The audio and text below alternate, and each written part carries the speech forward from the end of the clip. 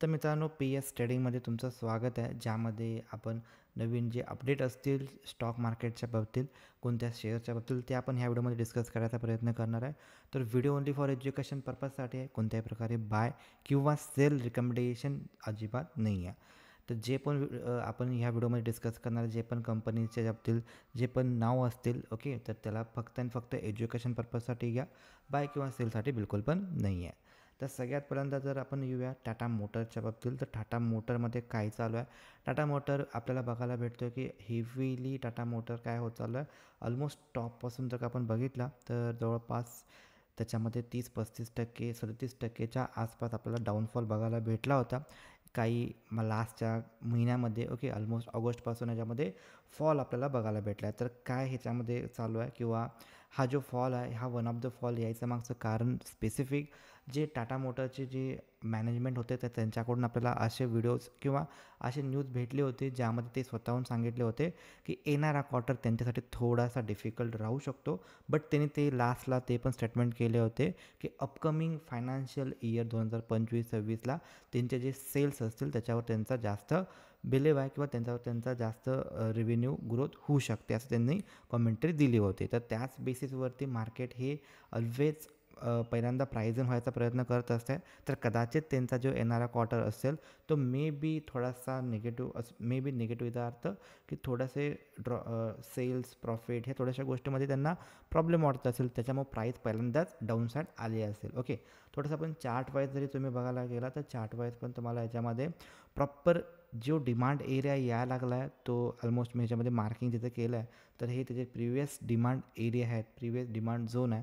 बिलकुल पण बाय किंवा सेल रिकमेंडेशन नाही आहे. पण काही ब्रोकरेज हाऊसेस आहेत तर त्यांच्याकडून त्याच्यामध्ये काय बोलणं चालू आहे, तर त्यांचं असं म्हणणं आहे याच्यामध्ये की टाटाचा जो स्टॉक आहे, टाटा मोटरचा जो शेअर आहे, हा मे बी 900 किंवा 1000ला जाऊ शकतो, असं माझं नाही, ते स्पेसिफिक ब्रोकरेज हाऊसेसचं म्हणणं आहे. तर त्याच्यामागचं त्याचं कारण काय आहे, तर 17 ॲनालिस्ट त्याला बाय रिकमेंडेशन पण देत आहेत. ओके, तर तुम्ही पण थोडासा विचार करा त्याच्याबद्दल. अजिबात बाय किंवा सेल अजिबात नाही आहे, बट जस्ट प्राईज ॲक्शन काय होत चाललं आहे, न्यूज काय हे चालले, तर त्याच्या गोष्टीचा थोडासा विचार करून त्याच्यामध्ये आपण प्लॅन करू शकतो. ओके, तर एज्युकेशन पर्पजसाठी यायला तर थोडंसं आपण बघायला गेलो तर डाऊन साईडला तर त्यांचं काय म्हणणं आहे याच्याबद्दल की त्यांचं जे जागवार लँड रोवरचं जे पण त्यांचा जो बिझनेस आहे, ओके, तो अपकमिंग एरिया म्हणजे अपकमिंग इयर्समध्ये 2000 जवळपास 26च्या आसपास 25-26च्या आसपास. ओके, त्याच्यामध्ये आहे की Tata motor share rises 6% in 3 days as a most brokerage update on outlook. Okay, तर ब्रोकरेज हाऊसकडून एक चांगली न्यूज आली आहे. तर जनरली जे पण स्टॉक मार्केट आहे ह्याच्यामध्ये ब्रोकरेज हाऊसेसचं जास्त करून रोल इम्पॉर्टंट राहतो. कोणत्या पण ब्रोकरेज हाऊसेसनं त्याच्यावरती एखाद्या स्पेसिफिक स्टॉकवरती पॉझिटिव्ह कमेंट्री केली तर त्याच्यावरती तशी आपल्याला रिॲक्शन पण बघायला भेटते. निगेटिव्ह कमेंट्री केली तर निगेटिव्ह साईड रिॲक्शन बघायला भेटते. तर ब्रोकरेज हाऊस हे जनरली त्याचा डीपली स्टडी केला असतो आणि त्यानंतर ते रिपोर्ट पेश करत असतात. तर त्याच्यामध्ये DMCचं जे रिपोर्ट आहे त्यांचं असं म्हणणं आहे की जवळपास 2000 आत्ताचं 24 संपत आला, बट अपकमिंग इयर, ओके, 2026 ते लिहिलं आहे 2026पर्यंत त्यांना असं वाटतं आहे की ह्याच्यामध्ये त्यांचा जो सेल आहे मोस्टली टाटा मोटर जर का तुम्हाला डोक्यात आले तर टाटा मोटरमध्ये स्पेसिफिक जागवार आणि लँड रोवर जे आहेत तर ह्यांचा खूप इम्पॉर्टंट रोल आहे आणि ह्यांच्या जो सेल आहे ह्यांचा जो प्रॉफिट आहे तर ह्याच्यावरती खूप प्रमाणामध्ये टाटा मोटर वर्किंग करते. तर टाटा मोटर म्हणजे आपल्याला जे गाड्या दिसतात बाहेर टाटा मोटरची टाटा पंच असेल, अल्ट्रॉज असेल, वेगवेगळ्या गाड्या आहेत, नेक्सॉन, सफारी, हॅरियर, वेगवेगळ्या गाड्या आहेत. बट मोस्ट ऑफ पॅसेंजर व्हेकलपेक्षा त्यांचं जे जास्त रेव्हेन्यू त्यांना भेटणार आहे तर ती आहे त्यांचा अल्ट्रा रिच जे कार्स आहेत त्यांच्या, म्हणजे जॅगवार, लँड रोवर. तर इथून त्यांना अर्निंग जबरदस्त येत असते. त्यामुळे ऑलवेज फोकस ठेवा, ज्यावेळी पण टाटा मोटरची न्यूज येते तर पहिल्यांदा आपल्याला जॅगवार लँड रोवरमध्ये काय चाललं आहे, काय जागवार लँड रोवरमध्ये बिझनेस जर का इन्क्रीज होत असेल तर त्यांचा जो शेअर आहे तर त्याच्यावरती पण त्याचा इम्पॅक्ट होणार.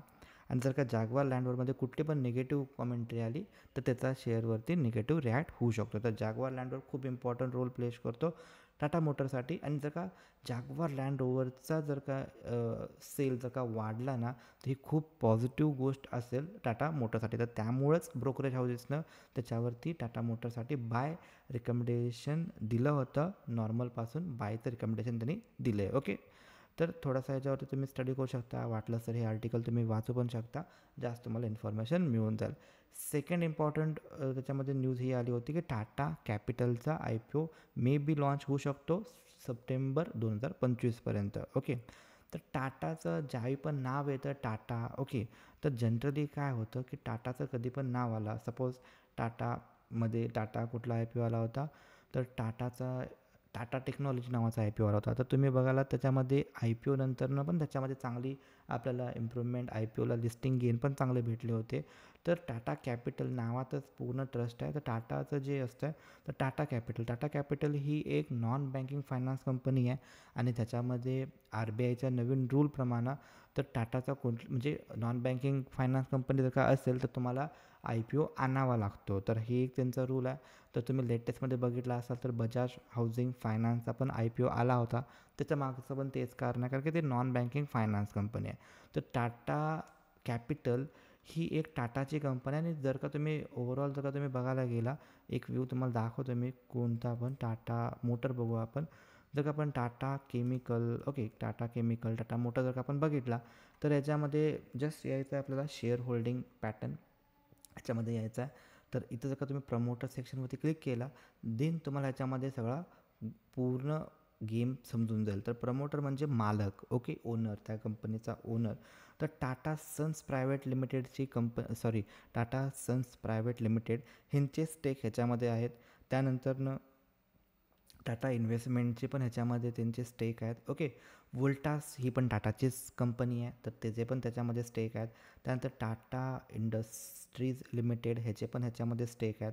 त्यानंतर टाटा कन्झ्युमर प्रोडक्ट, ओके, ह्याच्यामध्ये दिसत नाही आहे. टायटन ह्याच्यामध्ये दिसत नाही आहे. तर जनरली ह्याच्यामध्ये जर का तुम्ही बघायला गेला तर मोस्ट ऑफ टाईम तुम्हाला टाटांचेच एकमेकांच्या जे कंपनीज आहेत ना, टाटा मोटर, जसं की याच्यामध्ये आता कुठलं बघतो आहे आपण, हे चेक करतो आहे आपण, टाटा आय थिंक केमिकल आहे. तर टाटा केमिकलमध्ये टाटा मोटरचे पण आपल्याला स्टेक बघायला आता सध्या तर ह्याच्यामध्ये नाही आहेत, बट मे बी थोड्या प्रमाणात मे बी असतील. त्याच्यामुळे ह्यांचे नावं ह्याच्यामध्ये यायला लागलेत. ओके, तर जनरली काय राहते की टाटा जे ग्रुप आहे ते त्यांचा कोणता पण IPO आला, फॉर एक्झाम्पल टाटा कॅपिटलचा IPO येतो आहे, ओके, तर टाटा कॅपिटलमध्ये 100% स्टेकमधले जर का टाटा मोटरचे, टाटा केमिकलचे जर का ह्याच्यामध्येच हे जे स्टेक जर का असतील तर ही कंपनीचं जर का व्हॅल्युएशन वाढलं तर बाय डिफॉल्ट ह्यांना पण तेवढाच बेनिफिट होईल आणि ह्यांना पण तेवढाच बेनिफिट होईल. म्हणजे एखाद्या कंपनीचं सबसिडरी कंपनीमध्ये जर का परत त्यांचे स्टेक गेले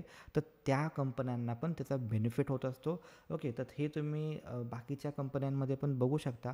जसं की सपोज जर का तुम्हाला हेच बघायला गेला बजाज फायनान्स, ओके, तर बजाज फायनान्सचं बजाज होल्डिंगमध्ये आहे. असं वेगवेगळे सबसिडी त्यांच्यातच त्यांचे काही आहेत इन्व्हेस्टमेंट आहे.